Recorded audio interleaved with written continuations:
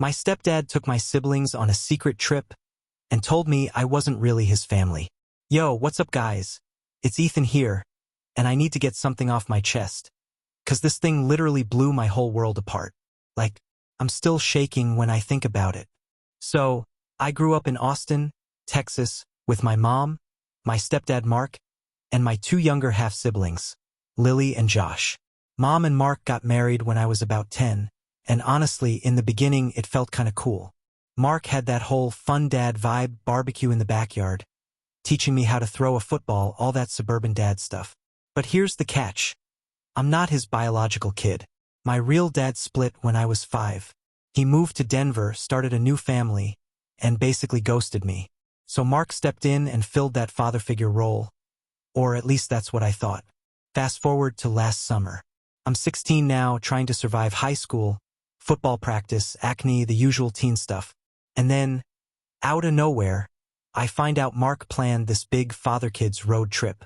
He's taking Lily and Josh to Six Flags Fiesta, Texas in San Antonio, then to the coast, Corpus Christi, for a whole week of beaches, roller coasters, and fun.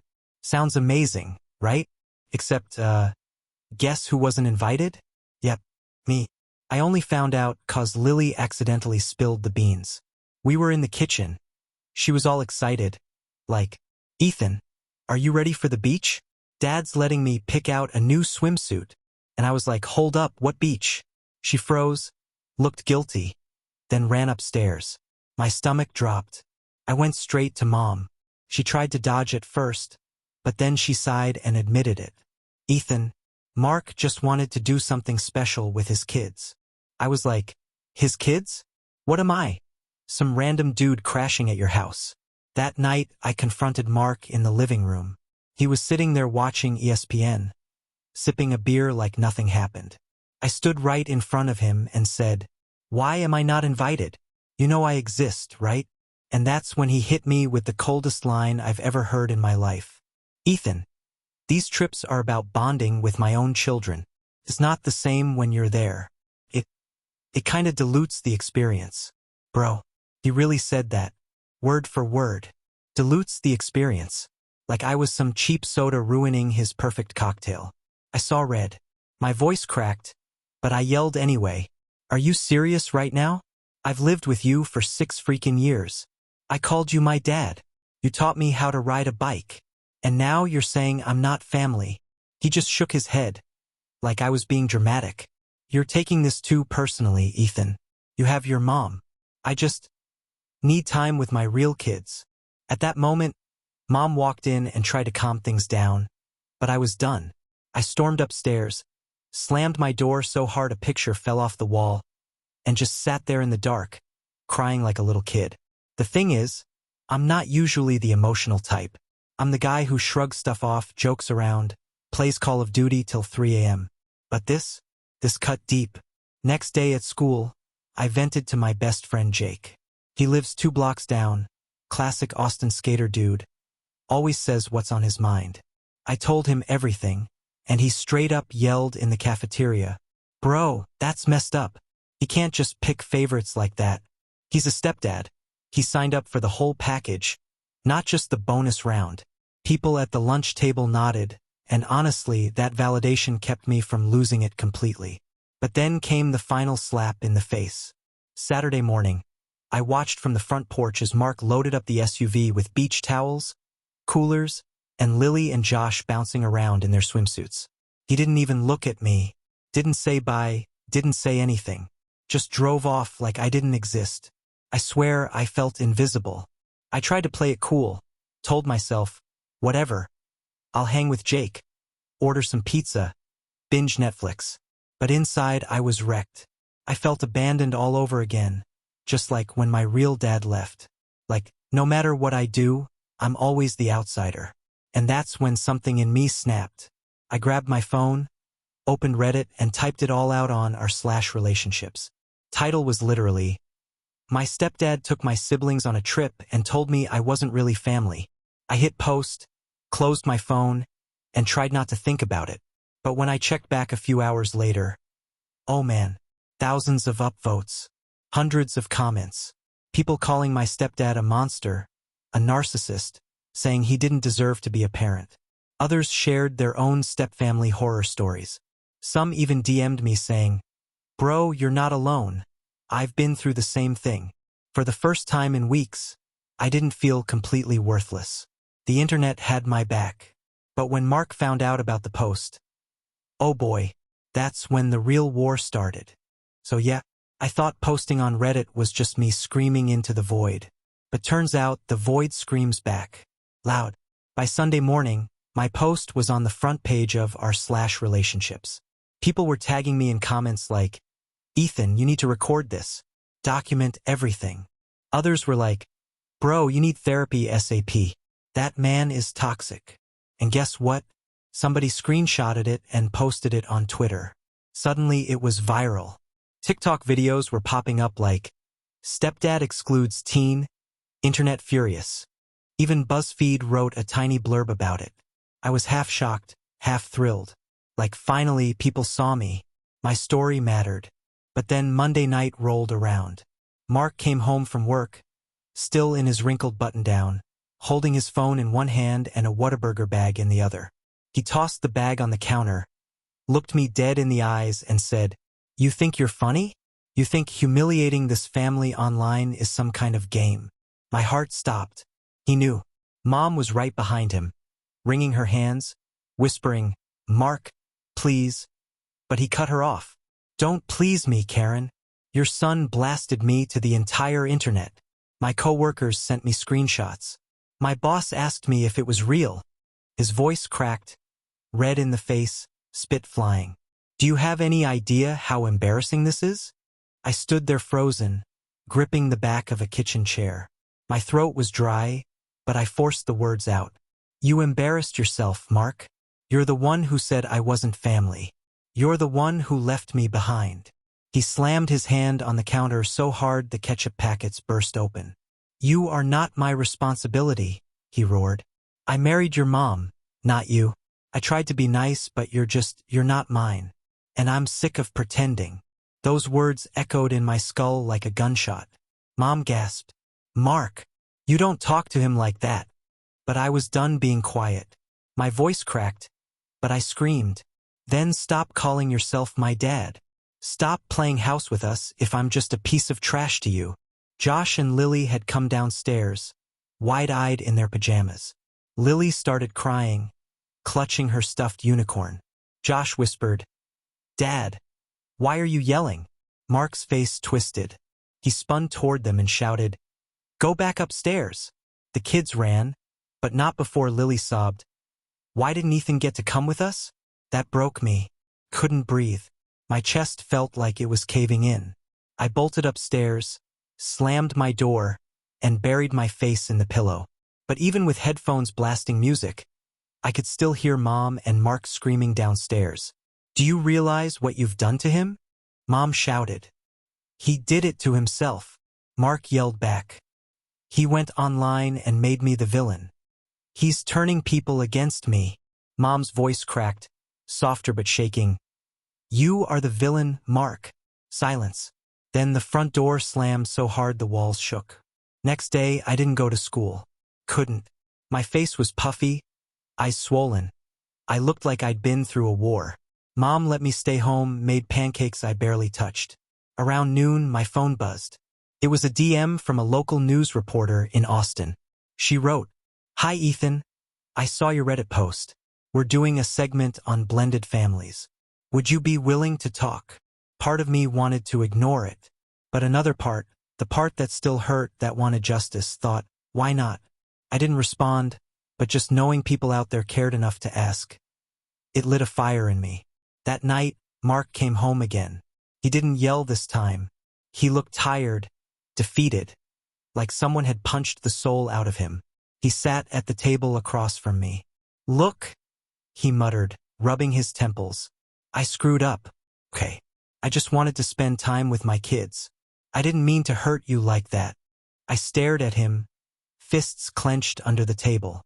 "You didn't mean to? You told me I dilute the experience, Mark. Like I'm poison." His jaw tightened. He wouldn't look me in the eyes. "Maybe I don't know how to handle this," he muttered. You're not mine, and sometimes it's hard. I don't know how to balance everything. Mom walked in then, arms crossed, shaking her head. No, Mark. You don't get to play dumb now. You've been choosing favorites for years, and you finally said it out loud. You don't see Ethan as your son. You never did. He stood up, angry again. Don't twist my words, Karen. But she didn't flinch. No. I'm done making excuses for you. Ethan deserves better. For a second, I thought she was going to throw him out right then. But she didn't. She just grabbed her keys, told me to get in the car, and we drove to Amy's Ice Creams on South Congress. We sat in the parking lot, eating Mexican vanilla out of styrofoam cups. She looked at me with tears in her eyes. I'm sorry, baby. I should have protected you sooner. I didn't even know what to say. I just nodded, numb. The internet, meanwhile, wasn't done with us. By Friday, TikTok had hashtags like #StepdadFail and #FamilyDrama trending. People were making reaction videos, reenacting the story, some even clowning on Mark. POV. You're the stepdad who thinks Six Flags is only for your bio kids. Mark's name wasn't public, but Austin's not that big. People at his work put 2 and 2 together. By Monday, HR called him in. He came home furious, yelling that his reputation was ruined. And then he did the unthinkable. He stormed into my room, ripped my phone off the charger, and shouted, "This ends now. Delete it. Every post. Every comment. You're done humiliating me." I jumped up, yanked the phone back, and screamed, "You don't control me. You don't get to erase what you did." We were nose to nose, both shaking, when Mom burst in and shoved him back. "Mark, get out. You don't get to touch him." He tried to argue, but she pushed him toward the door. "Get your stuff. You're not staying here tonight." That was it. For the first time, she actually kicked him out. The house felt weirdly quiet after he left, like we could finally breathe, but also like a bomb had gone off. Lily and Josh were confused, asking a million questions Mom didn't know how to answer. Me? I just sat on the porch, staring at the sky. I didn't feel victorious. I felt hollow. I checked Reddit again. My thread had 20,000 upvotes now, and people were begging for an update. Some said, "Leave with your mom, you'll be better off." Others said, "Therapy, man. Don't let his words define you." One comment stuck with me. "Blood doesn't make a family. Love does. And your stepdad failed the only test that mattered." I saved that comment. Reread it like 50 times. Sunday night, Mom sat me down at the kitchen table, the same spot where Mark used to lecture me. She said softly, "Ethan, I don't know what's going to happen with Mark, but I know one thing, you're my son, my first baby, and no one gets to make you feel less than." I swallowed hard, blinked back tears, and whispered, "Thanks, Mom." And for the first time in a long time, I actually believed her. The week after Mark got kicked out, the house was weirdly calm. No yelling during football games. No beer cans on the counter. No one stomping around like a drill sergeant. But of course, peace doesn't last. By Wednesday night, he showed up again. I was in the living room helping Lily with her math homework when headlights flashed across the window. A minute later, pounding on the door shook the whole house. Mom froze. "Stay here," she whispered, but I followed her anyway. When she opened the door, there he was. Mark, hair messy, shirt untucked, looking like he hadn't slept. "We need to talk," he said, his voice already tight. "Not tonight," Mom answered, trying to close the door, but he shoved his foot in. "Karen, stop. You can't just erase me from this family." And then his eyes landed on me. "Oh, and there's the internet star," he sneered. "Feel good about yourself, Ethan? You ruined my job. My boss cut my hours. People point at me in HEB like I'm some monster. All because you couldn't handle being left out of one damn trip." My hands balled into fists. I stepped forward, my voice shaking but loud. "You left me out of more than a trip, Mark. You left me out of the family. You said I didn't belong. That's on you." He snapped. "You are so ungrateful. I put food on this table, a roof over your head. And this is how you repay me? By dragging me online like some circus clown?"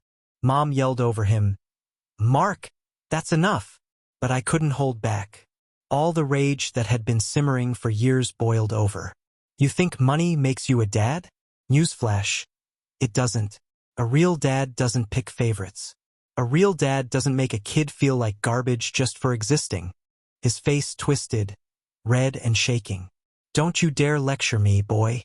You're nothing but." "Don't say it," Mom screamed, stepping between us. For a second, I thought he was gonna swing.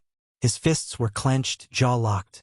Even Lily and Josh had come downstairs, crying, clinging to each other. "See what you're doing?" Mom shouted. "Look at them. Look at what your anger is doing to our kids." Neighbors started peeking out their doors. One lady across the street even yelled, "Y'all need to take it inside." But Mark was too far gone. He pointed right at me and yelled, "You broke this family, Ethan. You did this." And something inside me snapped back. My voice cracked, but I screamed so loud my throat burned. "No, Mark. You broke this family the moment you decided I wasn't part of it." The words hung there like thunder. The silence after was deafening. Finally, Mom shoved him back out the door and locked it. He pounded a few more times, cursed under his breath, then stumbled to his truck and peeled out of the driveway. Inside, the kids were sobbing. Mom wrapped her arms around them, whispering it was okay. It was over. But I knew it wasn't really over. The next few days, Mark kept texting Mom. Apologies mixed with anger. One minute he'd say, "I'm sorry, I want us back." The next, "You'll regret this. You'll see I was right." I kept rereading those messages, feeling both scared and furious. But then something wild happened. The internet stepped in again. My Reddit post got updated to the front page of r/bestoff Redditor updates. People were following the saga like a Netflix series. Some even started tagging organizations for stepfamily counseling. Others saying, "Ethan, you should tell your story on YouTube. People need to hear it." That's when it hit me. This wasn't just my pain anymore. This was bigger. A week later, Mark came by again, this time calmer, almost broken. He sat on the porch, hands shaking, eyes bloodshot. Mom let me decide if I wanted to talk. I took a deep breath and stepped outside. For a minute, we just sat in silence, the Texas cicadas buzzing in the background. Finally, he said, "I never wanted to hurt you. I didn't know how to love a kid that wasn't mine." I swallowed hard. "You didn't have to be perfect, Mark. You just had to try. But you gave up on me before you even started." His shoulders slumped. He whispered, "I don't know how to fix this." I shook my head. "Some things you can't fix. But you could have chosen to love me anyway. That's what being a real dad is." He stared at the ground, no words left. After a while, he stood up, muttered goodbye, and walked away. And deep down, I knew that was the last real conversation we'd ever have. Life's still messy. Mom's figuring out divorce lawyers. Lily and Josh are in therapy, trying to make sense of everything. Me? I'm writing this all down, still posting updates, still getting messages from strangers saying, "Stay strong, bro. You're not alone." And honestly, that's what keeps me going. Knowing my story means something. Knowing maybe some other kid out there won't feel so invisible because I spoke up. So yeah, that's my story. Thank you for sticking with me till the end. Now I really need your advice.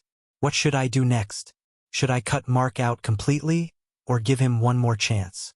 How would you handle it if you were in my shoes? Drop your thoughts in the comments. 'Cause right now I'm lost. And don't forget to hit like and subscribe if you want more real-life stories like this. Peace out.